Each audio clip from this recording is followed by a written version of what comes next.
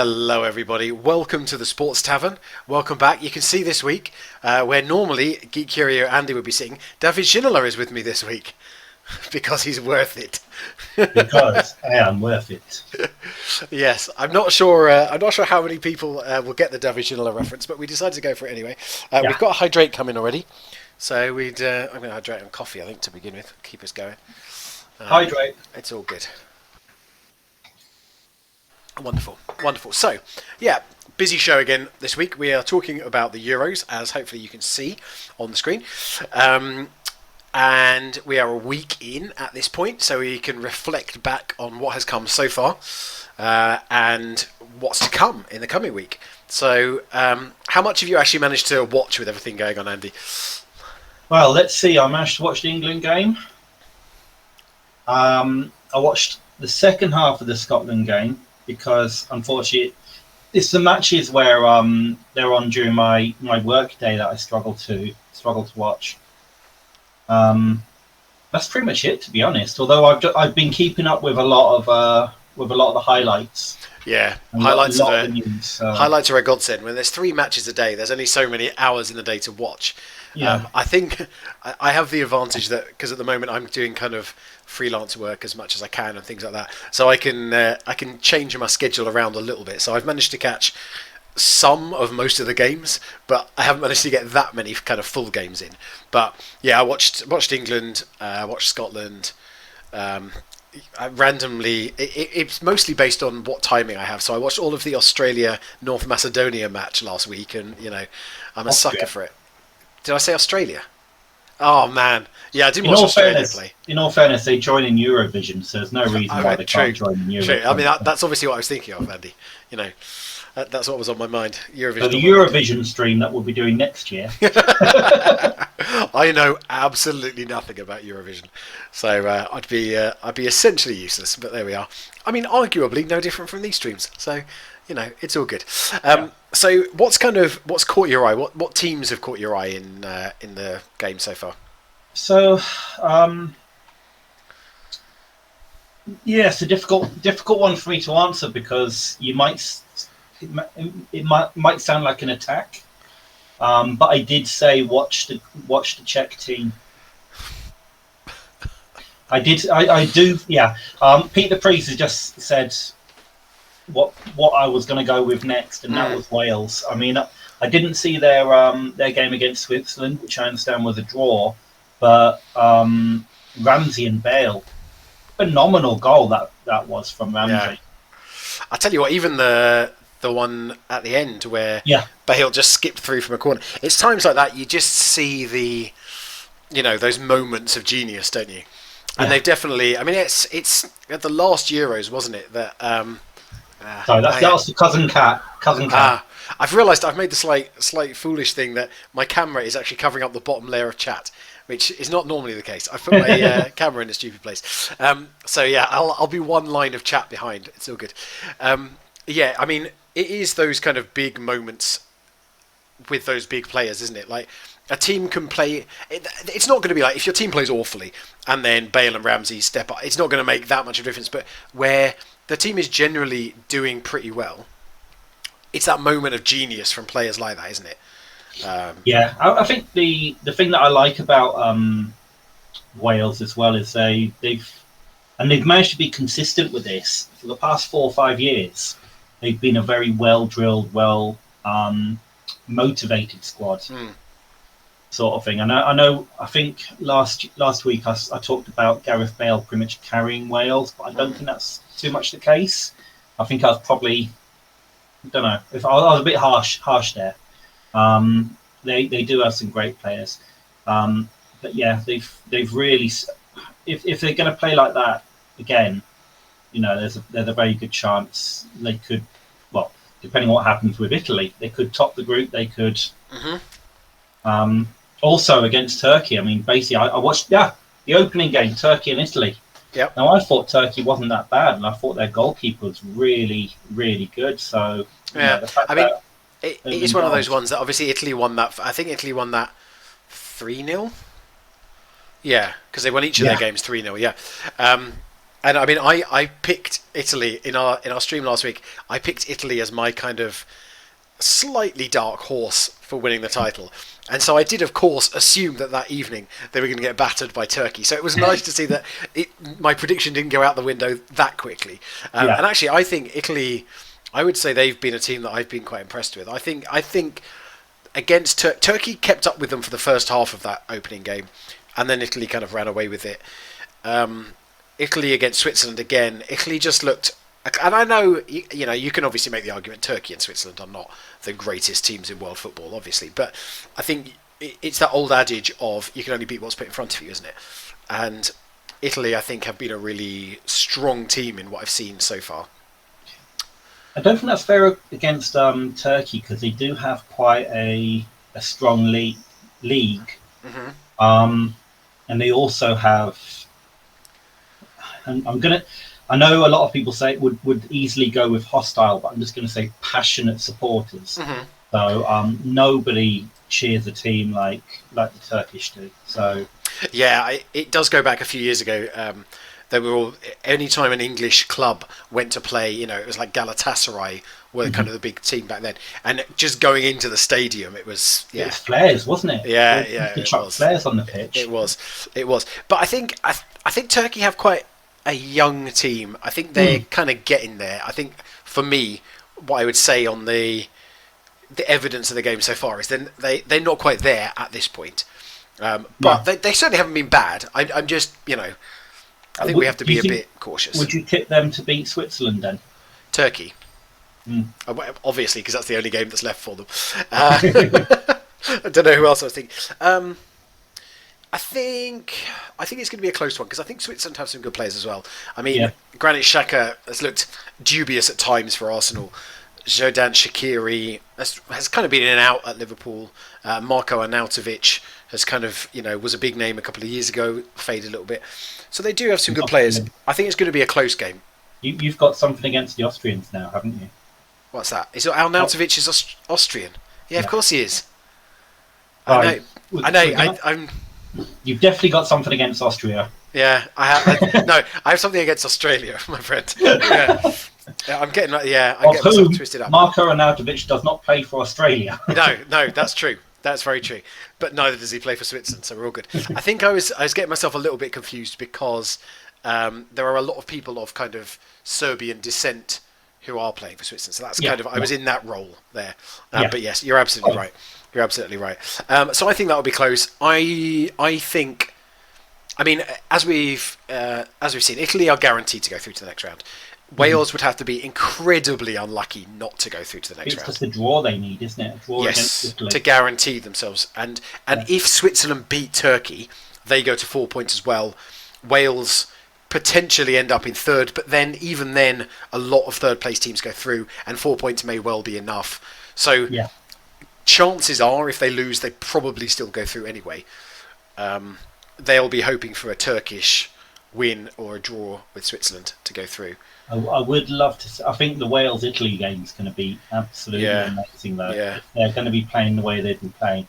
I mean, Italy, the first game, I thought they always build up very, very slow. The Italians, they always have. But the Welsh, I would like to see Wales beat Italy and top that group. I think I would make Italy slight favourites going into that game, but I definitely don't think Wales are out of it by any chance. And they definitely have a chance of going through. Hydrate from Pete the Priest, thank you. It's interesting. So Rexish saying that she's rooting for the Netherlands, which is an interesting one. I think the Netherlands look decent. I don't think the Netherlands have the squad. I mean, you think back to a few years ago. I mean, quite a few years ago now, but like. They had a succession of world-class players. Yeah. Hullet, Seedorf, Kluivert, Van Nistelrooy. I mean, Van Basten going back even further. Van der Sar, obviously, Man United legend. Cruyff, Cruyff is going a little bit further back, but you're absolutely right. In the 70s, they came very, very close to winning a World Cup, and they did win the Euros in the 70s. I mean, I guess I am assuming you're talking about Johan Cruyff and not Jordi Cruyff, his son, who briefly played for Man United. Yes.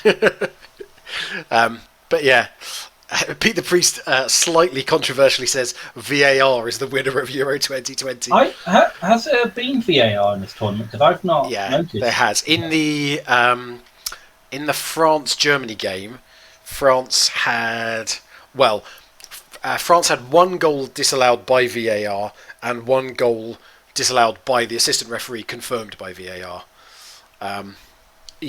So it definitely has been going on. It's a kind of perennial thing, really. It could be worse. You could Pete. It could be Mike Dean who's officiating some of the matches. He loves VAR. He loves the criticism of Mike Dean is always he loves to be the star, isn't it?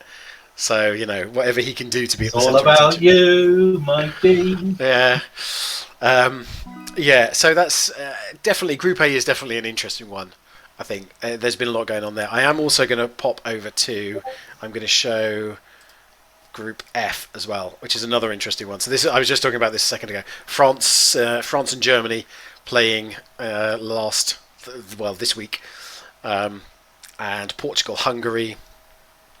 France were one of the teams that we tipped potentially to win the tournament. Got a narrow win against Germany. We couldn't watch that match because it was on ITV, and I don't have an aerial in my house. See, up here it's STV, not ITV. So it's all different north of the border. But yes, it's. I think Germany played okay. Obviously they lost the game, so it ended up 1-0. As I say, Kylian Mbappe had a goal ruled out for offside. I'm trying to think who the other player was. Also had a goal ruled out for offside. I think Germany played pretty well without really threatening that much. They didn't have very many clear-cut opportunities. But I think I would still be amazed if Germany don't go through. I think, for me, Portugal, France and Germany are all likely still to qualify from that game. From that group, sorry. I'm back to my Australia thing. I can't speak. I think you're going to get, Hungary masterclass, back-to-back wins against two of the greatest footballing nations. You think it's going to be Hungary channeling the spirit of Puskás? Yeah.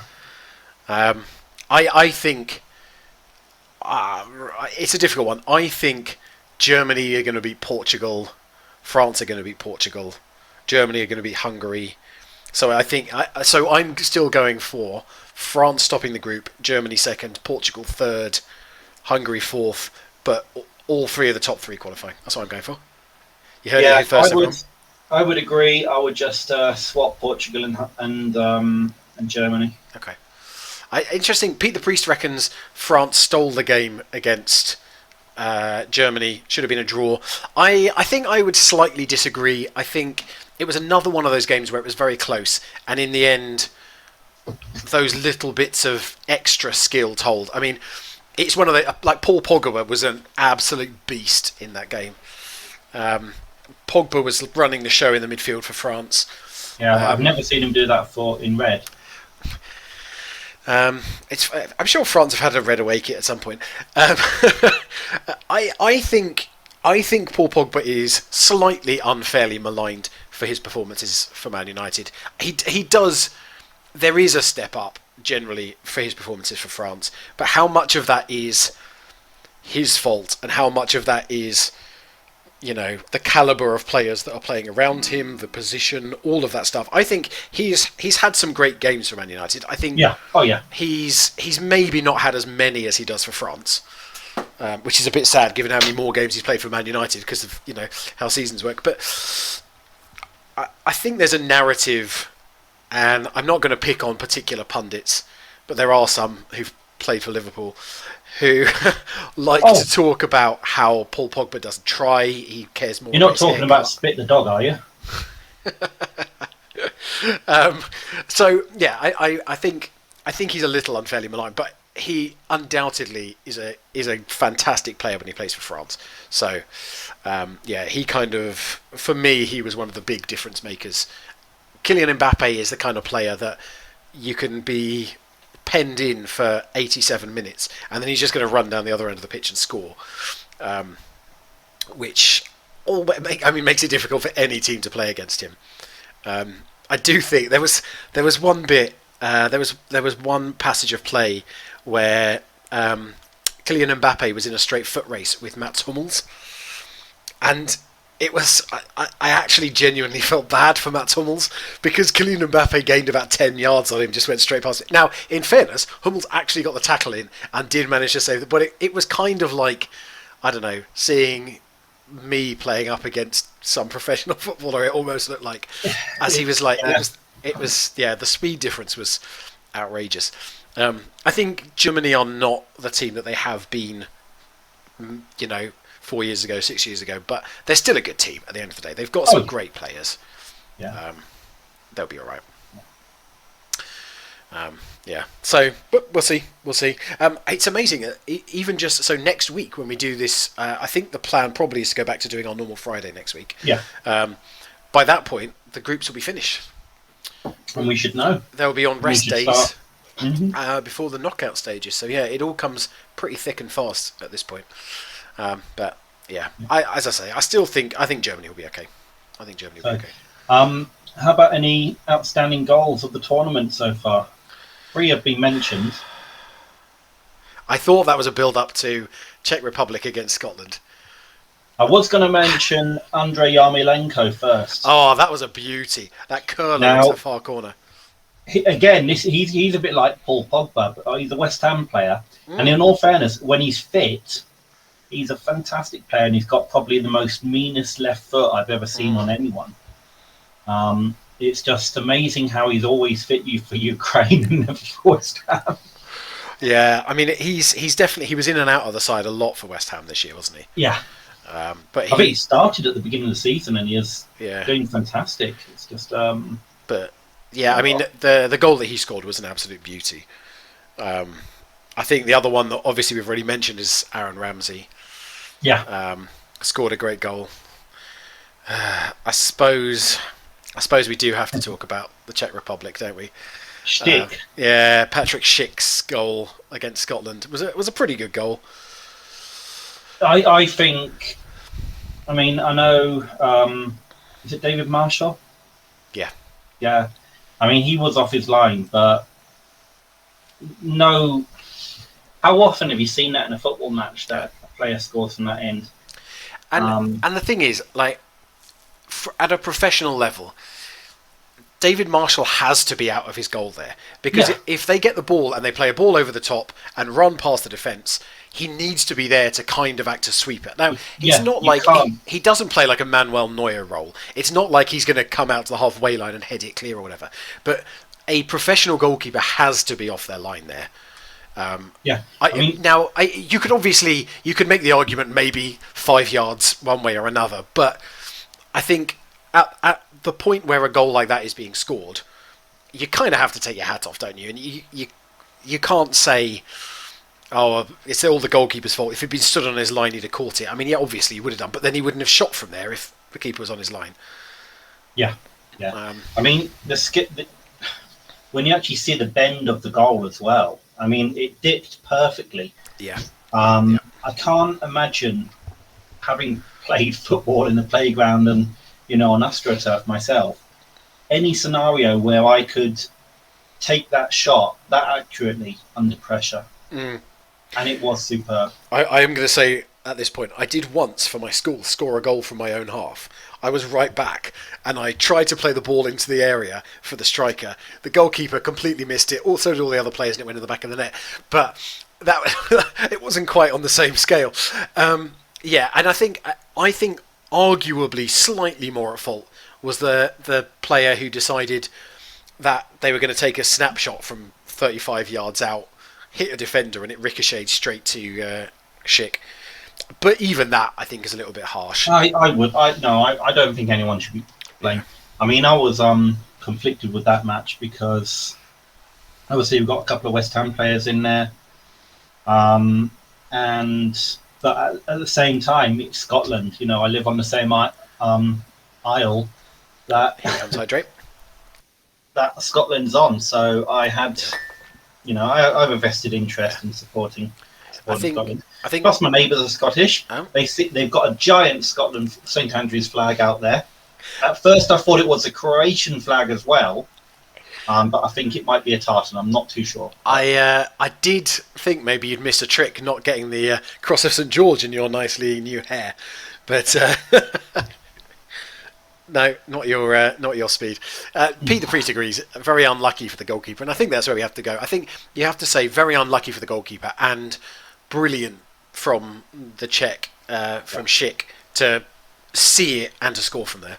I just hope it doesn't affect his confidence for the rest of the tournament. Yeah.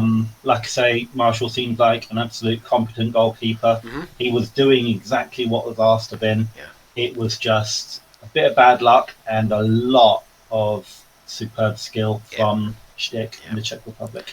So you've said you're not completely impartial in this, but as a slightly less biased fan than me, what did you make of Scotland's performance? It just seemed to be the finishing. I mean, I think the best player on the pitch was Robertson all day long. Mm-hmm. Andrew Robertson. I think Che Adams was doing a decent job. I think he made a big difference when he came on. Yeah, I was screaming at that Dyke fella with the blonde hair. Lyndon Dykes. Mm-hmm. Lyndon Dyke. Because I think there was one point where they could easily pulled one back. Yeah. And it was just unlucky. I think you hit the post as well. So it wasn't as if it wasn't a bad performance from what I saw. Like I say, I only saw the second half.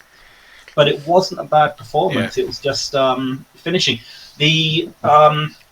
I know you're not going to like it, but I'm going to say it. Celtic striker, the Celtic fella, I didn't understand why he wasn't on in the first place. I would have had him and Che Adams. Which one was that? He was the guy who I saw him and I thought to myself, I'm going to have to remember his name because I'm going to need to talk to him, mention him on the Sports Tavern. And then I completely forgot. I can't think of a Celtic striker. We had Kevin Nisbet come on. Nisbet, that's it. He's from Hibs. He plays for Hibs. They're both green. I mean, true. Different cities and all that, but yes, we're all good. James Forrest, who also came on, plays for Celtic. Forrest, so that might be Forrest and Nisbet. I would have had him on from the start, and I probably would have taken the Lynch off. Che Adams only came on at half time as well. Yeah, I think he made a big difference when he was on. I think so. Pete says they need a finisher, and I think that's true. And I think both Che Adams and Lyndon Dykes actually they play important roles in their teams, but neither are super prolific finishers, I don't think. No. I am going to pull out a stat for you here, right? So okay. I've looked up expected goals per 90 minutes for each team in the European Championships. Okay, so for those who don't follow football regularly, expected goals is kind of every time any player has a chance for a team, they rate it how likely it is they're going to score based on all the previous occurrences. So let's say Patrick Schick standing 50 yards out having a shot is going to have a very low expected goal value because even though it went in, because very few times would you score from there. So it's an interesting kind of it kind of shows how good a team is at putting away the chances they create. So if you have a high expected goals value, this is a long walk for a not that great stat.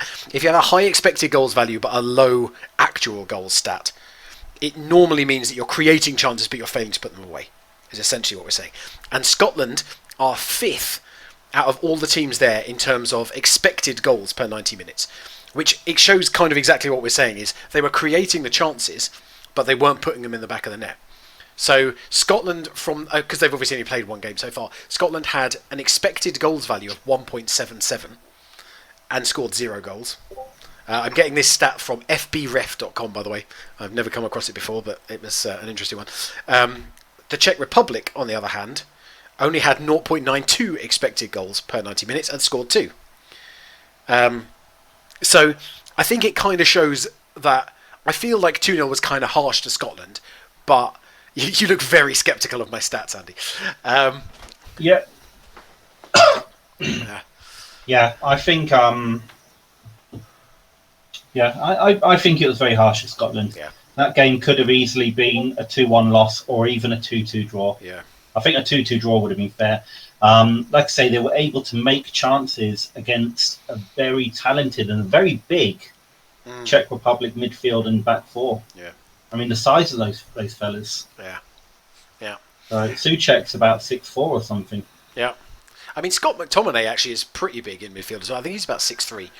Again, they were playing in defence again, weren't they? Yeah, well, he played first half in midfield. And then I think they had a lot of issues kind of linking back to front, which I think is why they dropped him into defence. But Scotland have quite a lot of good attacking players, but I think they were struggling to kind of get the ball into the right areas sometimes. Rexish says, Great Britain must be really good to have 3 teams participating. I think British teams are driven on by the competition. Yeah, the internal competition. Yeah, because I think like Scotland against England tomorrow is going to be a huge, huge match. That would be like the final. Yeah, I mean, it's particularly for Scotland, who haven't played it in a major tournament for 20 however many years. Germany must have 0 expected goals. I can tell you how many expected goals. Germany have 0.83 expected goals per 90 minutes. But actually, I'm just going to... so Scotland were 5th on expected goals. England were 12th. Germany were 17th. Who were top? Portugal. And to be fair, they did score 3 goals in their game, so it kind of makes sense. Their expected goals is only 2.65. Italy, interestingly, this is me going deep, but we have said Sports Tavern is about bringing together sport and nerd, and I am going very nerd with this. But Italy, who scored 3 goals in each of their 2 games, only have an expected goals value of 1.78 per game, so it's per 90 minutes. So yeah, it's an interest. I just find things like this interesting, and obviously there is an element of subjectivity in terms of, you know, trying to compare like for like and figuring that out. Yeah, yes, Germany got 1 goal in their own net, scored by Matt Hummels. Yes, it was a bit of a sad one, that one. But as I was saying before, I think Germany will be fine. I still think Germany will go through to the next round. I think they'll be fine. Yeah. So, yeah, hopefully Scotland can pick it up against Croatia. Obviously, playing England tomorrow. I think we'll probably go into that in a little bit more detail in just a minute. But what's your take on the England-Croatia game? How do you feel that was? I think there was a lot of positives. There's a good few players that really impressed me. I think Calvin Phillips did a fantastic job. Tyrone Mings seemed a lot more steadier. I agree. This time around as well.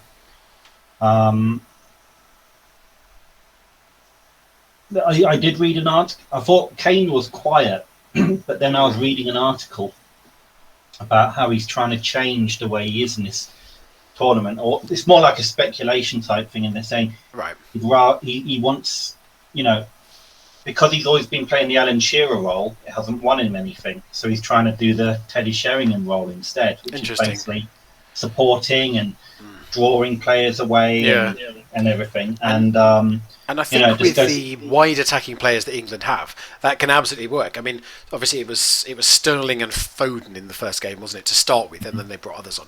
But if you can, if Kane dropping a little bit deeper, bringing the centre backs up and creating space in behind, you know, that can be a really good way of achieving something. It's not been proved that that's what he's doing, but it does seem that way. So I think he can do that because he does that at times for Tottenham, as well as leading the line. He brings in Son Heung-min. You know, I mean, even like Gareth Bale was there for some of the season and things, doing that. I think again, so just to make it clear again for everybody, having said I'm a Scotland fan, I want England to do very well. My ideal would be both England and Scotland go through. So I'm definitely not anti-England by any means. I was a little bit uninspired by England, if I'm honest with you. I think they didn't do all that much going forward. I completely agree. I think Calvin Phillips and Tyrone Mings both looked really good. But I saw a lot of praise for Raheem Sterling. I didn't really see that, to be honest. Some of his runs, it seemed a bit random when he was going forward and when he was dropping deep. Yeah, he's got a thing where when he plays for England, it's almost like he's trying too hard. And so I should say, I picked out Raheem Sterling there just because I saw a lot of praise for him. I don't think he was any worse than anyone else. I think Foden hit the post very early on, didn't really get into the game all that much. When Rashford came on, he didn't really do anything. And part of it, I think, is Croatia were defending well. Again, we have to give credit to the other team. But England, I definitely didn't see anything there that really made me think England are going to go far in the tournament, necessarily. Yeah, it's going to be interesting. I'm going to be a little bit biased. I think Declan Rice was an absolute rock. There was parts where he just did exactly what I expected him to do, what he does week in, week out for West Ham, and he backtracked. I think having him there actually helped Calvin Phillips a lot, and Calvin Phillips has actually credited Declan Rice for being able to, not worry about what's behind him and worry about what's in front of him. And I think Declan Rice is definitely winning the pundits round now, because literally for years we've had Declan Rice needs to move to a big club in order to achieve things, and now it's like, no, he's a West Ham guy. But it's going to be made that much easier this summer when he moves to Man United. So he'll do both things in one summer. Oh, I do enjoy winding you up sometimes, Andy. I think I was really nice to you about the Czech game. I think for me, Declan Rice plays very well in front of a back four, because I think he can kind of drop in and almost make it into a back three. I feel like if at any point Southgate plays a back three or a back five, depending how you look at it, I would be a bit worried about having Declan Rice in there as well, because you end up kind of overload. I mean, Declan Rice could actually go in and be the third defender in the back three, but I feel like you want him to get those. He's got good vision. He gets the ball. Yeah. He looks and he knows where everyone is, and he'll get that pass out. I mean, his pass success ratio in the Premier League is really, really top notch. He's also not playing with Souček next to him. He's going to be playing against him next week, which will be very interesting. And I think when we were looking at, putting our teams together, initially I was building my England team around Harry Kane, but I thought he had a fantastic performance, and he seemed to be the rock of the team, in my opinion. Yeah. I think I definitely agree. I think that Declan Rice and Calvin Phillips in the middle of the park were probably England's two best players, I would say. Yeah, and I think keep it that way. I was surprised. I was maybe even a little sceptical about having Calvin Phillips in there, and I'm happy to say I was proved wrong. I think he played very, very well, and he did the kind of really important role in there of linking the defence and the attack. It gave Declan Rice an outlet to move the ball in midfield without having always to look forward for a long ball. I think the two of them played very well, and I think the other player that we mentioned, Tyrone Mings, I think I don't want to say anything too unkind. I think part of the reason I was so impressed with Tyrone Mings is because I didn't expect him to be that impressive. Yeah, hydrate, absolutely. Yeah, I heard some people say that he had a bit of a shaky game against Austria and the other match. But he's hydrating again. Yeah, to be honest, I need it. Yeah. And I think Tyrone Mings deserves to retain his space in the squad. So good news for Scotland. Apparently, Harry Maguire's fit again. It will be interesting, actually. It will be interesting to see whether he brings Maguire in for Mings. I can't really see him bringing Maguire in for Stones. No, I would keep the back. Yeah, the people who are in front of your goalkeeper, they had a good relationship, and I think you need to keep it. Was there talk of Stones having a go at Pickford? I think there were Harsh words. Yeah, but I don't think it was meant to be anything more than you just have during a football match. I don't think it was meant to be anything ground Backtrack when you're meant to go back. Yeah, sort of yeah. I thought to cut out all swearing there. yeah. Thank you. I think Pickford didn't really have that much to do, did he? Really, Croatia didn't have that much going forward. He did rush out with his goal for a bit and caused everyone to have a bit of a heart attack. I did say he's crazy. He's the right type of crazy. Yeah, well, that's exactly what we were saying the other week, isn't it? That's why I didn't want him in the team. I thought he was a bit too crazy. You said he wasn't crazy enough. Yeah. I don't know where that... yeah, he's a strange one. But now that Dean Henderson has pulled out of the squad injured, I think that realistically Pickford is the number one choice. Yeah. And I hope Henderson is fit for the season, Premier League season for you guys. And I'd like to see Henderson eventually stepping up into a number one role at England eventually. Yeah, I think he's definitely got kind of the talent, the mentality, all of those things. I think it's probably my reading of the situation from the articles that I read was that he kind of had some knocks, and because he wasn't likely to be needed through the tournament, he may as well go back and get treatment rather than it being a massive issue, anything like that. Yeah. But they called Ramsdale up as a replacement, because I think goalkeeping is the only position you're allowed to call up a replacement, but I might be wrong. But just so that you don't run out of specialist goalkeepers, because that would be ridiculous. You go into the final of the Euros with your left back. I thought another right back was needed. Yeah, I know. You need a right back who can cover the nets if necessary. I've heard Wan-Bissaka is a mean penalty saver. I think it's... I hope it never gets to the stage where we need to call on Aaron Ramsdale. I'm not too confident, to be honest. But, I think Pete has renamed Jordan Pickford a Ford pickup. I think that's what's going on there. So it looks like it's his jersey for the tournament now. I can't see him being replaced. Yeah, I think you need to keep it settled, and I think Mings, Stone, and Pickford would be. It's a good combination to have. Yeah. Maybe if you want to play a much more defensive thing, then bring Maguire in as an extra defender. There's definitely some kind of similarity, I think, between Mats Hummels and Harry Maguire, in that they're both great defenders, as long as they don't actually have to move. As long as they're kind of stood still, they're all right. Actually, Harry Maguire is not as slow as people normally think he is, but he turns very slowly. He's very slow off the mark. So if someone turns him, it'll be 10 seconds later he'll start chuntering after them. He's a fairly immobile centre back, but that's how you go. So point in the right way. Yeah, just right. So long as the ball never goes behind him, it's fine. Which brings us on nicely to whether we think Scotland will ever get the ball in behind the England defence. So let's have a look forward then. Tomorrow, I think I can bring up the schedule actually.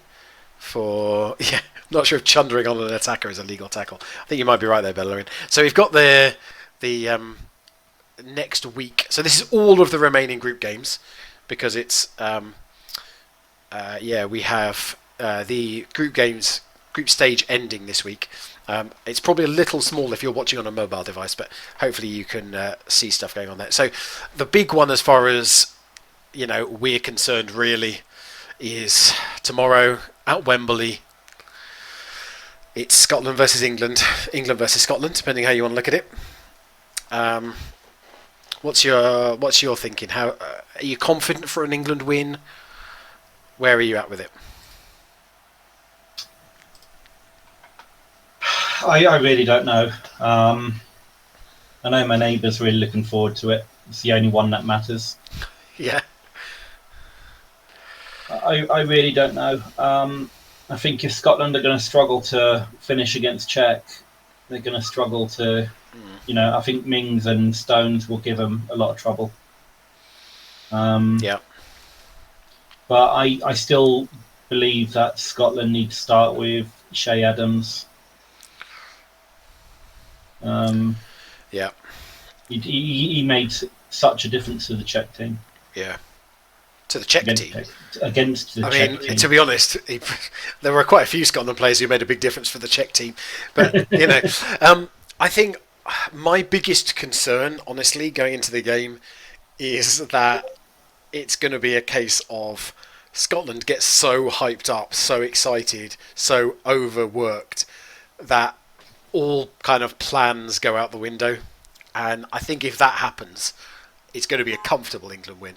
Yeah. It's either going to be a really tight draw or it's going to be a landslide. And I don't think there's anyone in Scotland who probably thinks that either. Yeah.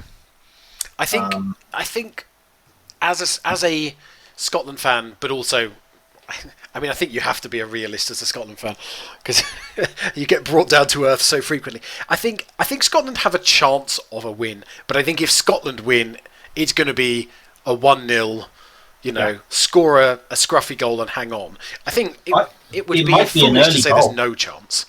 It might be an early goal and then they'll park the bus. I'm not sure if, let's say Scotland get a goal after 10 minutes, as a hypothetical. Yeah. I'm not sure Scotland are going to be able to resist the urge. Are they going to be able to park the bus for 80 minutes? It'll be the squeakiest bum time for everyone in Scotland. Alex Ferguson bum will be squeaky. Yes. I just think... I think if you look at the matchups, man for man, England have got better players. Let's be honest. Scotland's squad is stronger than it's been in a number of years. Yeah. But still, man for man. The fact that Lyndon Dykes started that first game and he plays for QPR, who aren't in the top division at the moment. I was trying to work out who he was. Yeah. He plays for Queen's Park Rangers in the Championship. Which is why I was trying to work out why you had Championship strikers when you had Scottish Premier League Premier. Yeah, I think even Che Adams, who plays for Southampton in the English Premier League, on the bench. I think probably the answer to that is that he felt like he wanted to go with what he knew, and Lyndon Dykes had scored some goals in the qualifiers and in the warm-up games. I think they are different types of strikers, so I think you could make the argument that, I suppose a few years ago it's that thing of like when England had Alan Shearer and Michael Owen, two completely different strikers, it doesn't actually matter if one is better at something. If what you want is a fast striker who'll get in behind and cause mischief, Alan Shearer isn't that. If what you want is a big strong guy who'll score goals and elbow people in the face, then Alan Shearer is your go-to man. I think that's part of it. I think it's about getting the kind of player you want rather than just picking on how well someone plays. But that said, I don't think Lyndon Dykes had a very good game. I would much rather see Che Adams in there. Yeah. But yeah, you look at those things. Yeah, exactly. 0-0 full time, or it's going to be a thrashing for Scotland, is what Pete the Priest says. And I think that's kind of where we are. I think it could be 1-0 either way. I think it's that thing of a scrappy goal goes in, but yes, it could easily be 3-0 to England if Harry Kane and those around him are on form. It could be a difficult day for Scotland. I think Scotland's strength is definitely in the midfield, and actually I think that's potentially where they could have some joy. I know we've praised Declan Rice and Calvin Phillips, and I think they both had great games. But I think if the Scottish midfield, John McGinn is a really good player. Scott McTominay, I don't know if he'll start in defence or in midfield. But if Scotland have the three in the centre of midfield and can kind of stifle it in there, I think they have a chance. I think it's the what side does Andy Robertson? Andy Robertson's left back. Left back, yeah. It's the right-hand side where you've got weakness. Yeah, I think that's true. You tend to find Sterling's on that side. Yeah, and Kieran Tierney, who is the left back for Arsenal, who's been playing at kind of left centre back for Scotland in recent times. He is due to be fit. I think they think he'll be fit. which means that we're even stronger down that left-hand side because Kieran Tierney and Andrew Robertson are both very good defenders. Yeah. And then you've got a lopsided team. Yeah, unfortunately. yeah. And the right side's going to be exposed. It's going to be a tough one. Yeah, I think it is, and so I think, but it is that kind of thing that you just never know what the effect of it being in England. It's a little bit like, an FA Cup game, a derby. You know that one team is much stronger, but that doesn't mean they're going to win necessarily. And I think Scotland have to go into it with that mentality. Oh, I didn't hydrate there. That mentality of, we can win this, but we have to be organised, we have to play well. And I think they have a chance, but I would say I'm probably going to come down on the side of 60% chance of an England win, 20% chance of a draw, and 20% chance of a Scotland win, maybe. I'd say that's fair. It's also the mentality of the players. I mean, it's either going to be the whole nation spurring them on, or the weight of the nation's expectations. Yeah, and this is the only group game that Scotland are playing not at Hampden Park in Scotland. It's at Wembley. I don't know how much difference that's going to make. I'm not absolutely sure what the ticket allowances and things are at the moment, because obviously it's not that far for Scotland fans to go down to watch at Wembley. But I don't know how the ticket allocations go. Wasn't it it was 10,000 supporters in the first games, but the Wales-Turkey game had 30,000. Yes. So is it a percentage of the stadium, or is it a fixed amount? I'm not entirely sure. Wembley obviously has a capacity of like 80,000. So if it were based on percentage capacity, Hampden is big, but it's not as big as Wembley. So obviously there would be more people there. I think there's probably some weird things going on in terms of, how many people could be at a game. I don't know. And obviously it's the kind of thing where lots of Scottish people live in England, so you can go to Wembley even easier at that point. Your neighbour is obviously, you're kind of at the other end of England, but even so, it's an example. Yeah, it's an example of a Scottish person living in England. I think there'll be a good Scottish contingent there. I don't know. The mood, I think, among a lot of Scotland fans was, having lost that first game, that's it, we're out. We'll try and beat England because that'll be a great day, but we're basically out of the competition. Yeah. And I think the team can't go into a game thinking that. That would be disastrous if you actually went into a game thinking about that. We'll see, I think.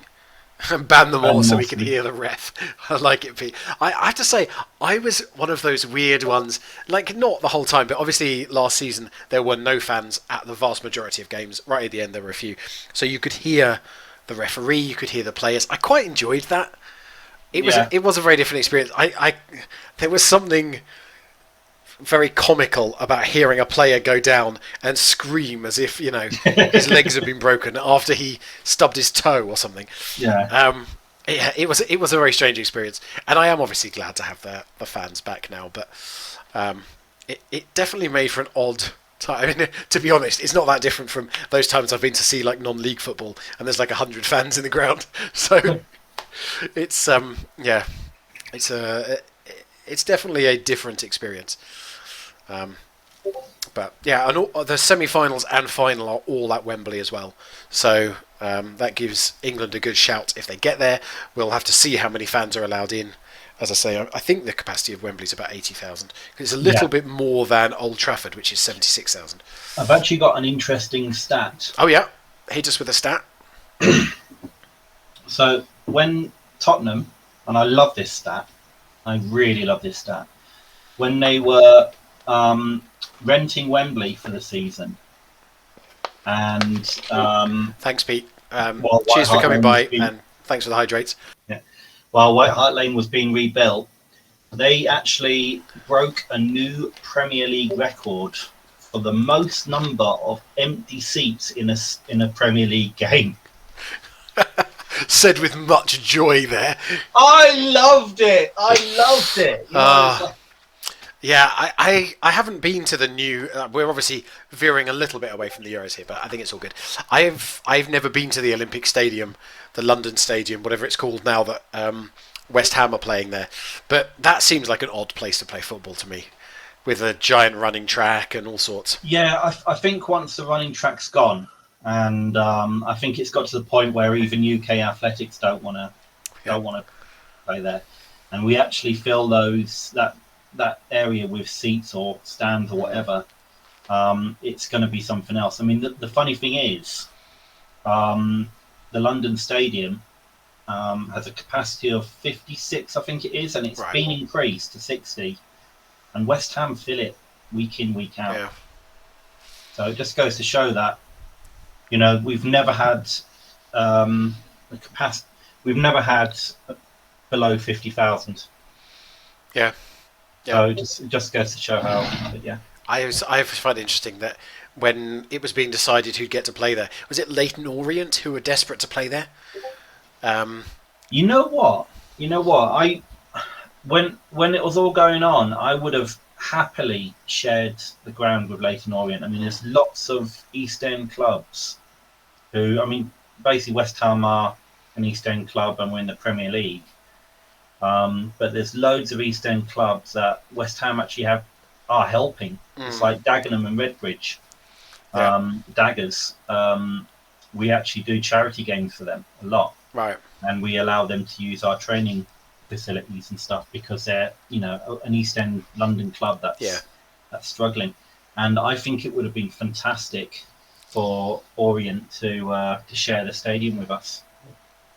So, I mean, obviously with us being in the Europa League now, it probably would be even tighter with the amount of games that Orient play. But I always, it's something that's always kind of been, I've wondered at the back of my mind, is do you think it's better for a team like Leyton Orient, for example, to play in a stadium with a 60,000 capacity, which realistically they're not going to fill? Like they have a number of fans, but they're not going to fill a 60,000 capacity stadium. Or is it better for them to play in a much smaller ground, absolutely packed with supporters?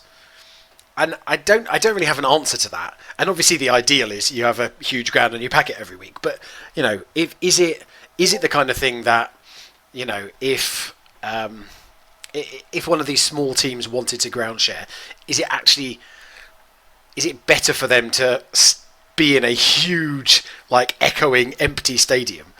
I think there's and this is going to be controversial, but there's a lot of teams. I mean, basically the lower end of basically there's 4 tiers in English football, and 5 if you include the conference and then the other conferences. But there's not a lot of money filtering down there. Yeah. And it would almost be I mean, when you look at the fact that the number of clubs that have gone bankrupt recently, like Bolton, I can't remember the other ones. I think it was Bury went bankrupt. It's almost like it probably would make sense for those clubs to actually link in and have partnerships with the higher up teams. I mean, there's some League One, League Two chairmen have actually suggested all these Premier League teams have all these youth programs and everything, and these youth players don't get anywhere to play. I mean, Jude Bellingham went to Germany. Sancho went to Germany.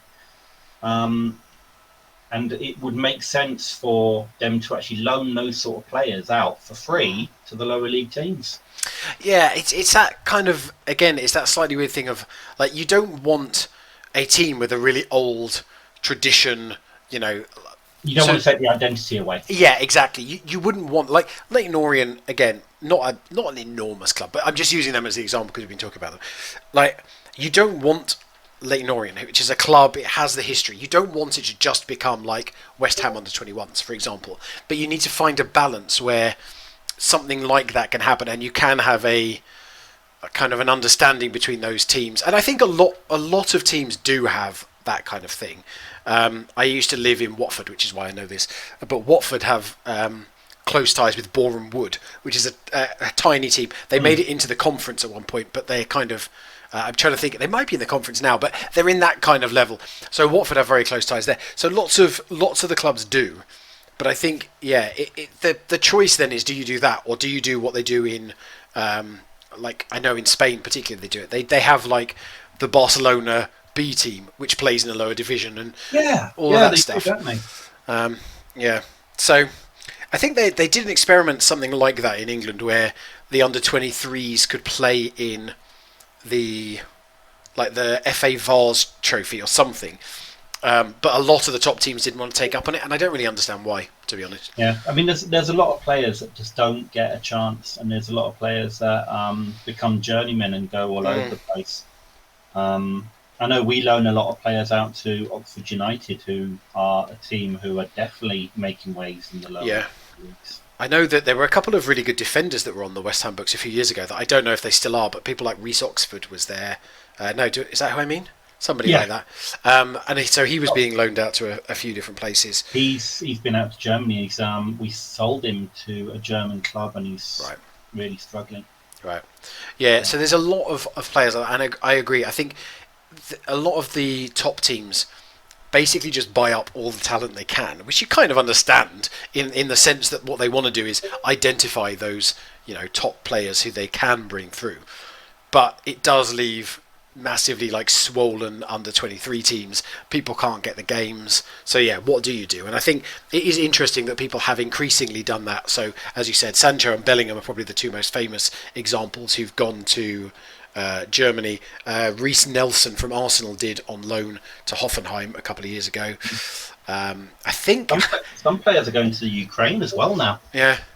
And I think we mentioned about Turkey's strong league.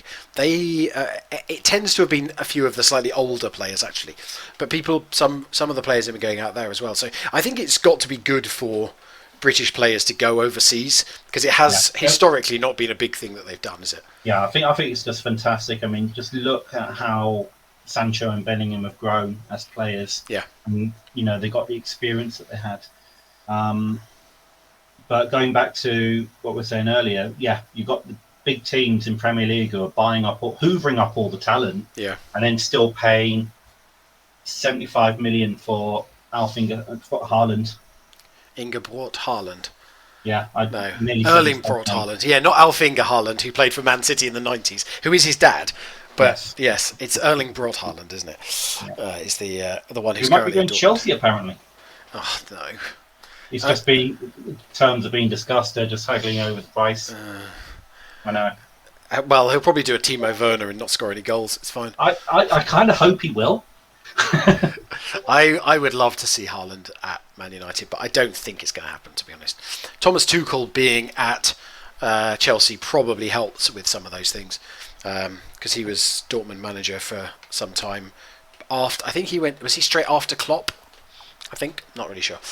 He went to Paris Saint-Germain after Klopp. Yeah, and then he, Yeah. I mean, clearly he's a good manager. He got Chelsea the Champions League, didn't he? So, well, I still feel that Lampard was harshly done. So do I, to be honest. But I think that's not Tuchel's fault, is it? Let's be honest. No, and he did very well. I think Lampard could have won the Champions League just as well as maybe not the league position, but they had the new manager bounce. I mean, that's always a thing, isn't it? That when a new manager comes in, the team just does better. So there we go. So just let's go back to the Euros very quickly for the end of it. Yes. We got distracted, but it's all good. It's an interesting conversation. So Ukraine have beaten North Macedonia, 2-1 today. So we've got Denmark against Belgium coming up, and the Netherlands versus Austria. Oh, I managed to get a cursor in front of my face somehow. Not Australia. No, not Australia. Not this time. No. And Arnautovic has been banned for that game as well. Is that for his celebration for his goal? Yeah, I mean, to be honest with you, he looked terrible. I don't know what the hell happened there, but he looked terrifying. Yeah, what they're saying, and I don't know, obviously I wasn't there, I don't know, but they're saying it was kind of a racist thing. I think it's North Macedonia, where it was part of what is now, it's political as well, so and yes. going over war, so yes. I'm not going to discuss it if I don't know enough about it. Essentially, I'll give you a very brief history, which is Marko Arnautovic plays for Austria, but is of Serbian descent. Serbia and Albania have very strong rivalry, hatred, however you want to put it, and then that all kind of plays. So it's all part of that region. I'm going to say something controversial, which I shouldn't do with this. I feel like if you're going to be that strongly patriotic about your country, don't go off and play for another one. That's what I'm going to say. Don't play for Austria if that's the case. But there we are. That's my slightly controversial take on what's going on. Although I did accuse him of playing for, who did I accuse? I can't even remember who I accused him of playing for earlier. Switzerland. That's what I accused him of playing for. Yeah. But yeah, no, he plays for Austria. Okay, so yeah, I predicted Romelu Lukaku to be top scorer for the tournament. He already has 2. Let's see what he does against Denmark tonight. One thing I should say very quickly, I deliberately didn't want to talk about it very much because there's nothing that we can really add, but just about Christian Eriksen, and say, obviously, what's happened is horrible and wish him a very swift recovery. Yeah, but it sounds like he's kind of doing okay now. And hopefully, it seems plausible he may play again. So, not in the tournament, obviously. Yeah. Apparently, Belgium will be kicking the ball out at the 10th minute in honour of him. Right. I did see Romelu Lukaku had something about that, who plays with him at Inter Milan. So, yeah. But, obviously, great to see that he's doing well. But it is one of those things that was, shocking to see. Yeah. So. But there we are. It's a shame to end on a bit of a downer note, but we're all looking forward to the game tomorrow, particularly. And I think, as far as I'm aware, we'll be back next Friday for more Sports Tavern. We'll have finished the groups. I'm not sure which of us. I can't tell which of us is the police coming to get, but somewhere there's a siren. I've got the police. Right. They're coming to get me. Right. Good stuff. Well, hopefully it won't last too long and you'll be back for next week. Always. I'm always back for next week. And yeah, we can figure out what's going on in the knockout phases, talk a bit more. I'll try and pull some more random, obscure stats from somewhere, and we'll have another good time. Just, chatting the Euros and chatting Absolutely. Football. So it's been great as ever. Thank you in chat, those of you who were talking with us. It has been a great hour. We always love talking football, and we're looking forward to it. Thank you, Bellarine. Lovely to see that. Thank you, everyone. Yeah, I'm back tomorrow morning, 10 a.m. Baldur's Gate. I have a boss battle to fight. So do come and watch me die repeatedly to a boss. And it will be all good fun. But yeah, in the meantime, we'll see you soon. And thanks for stopping by.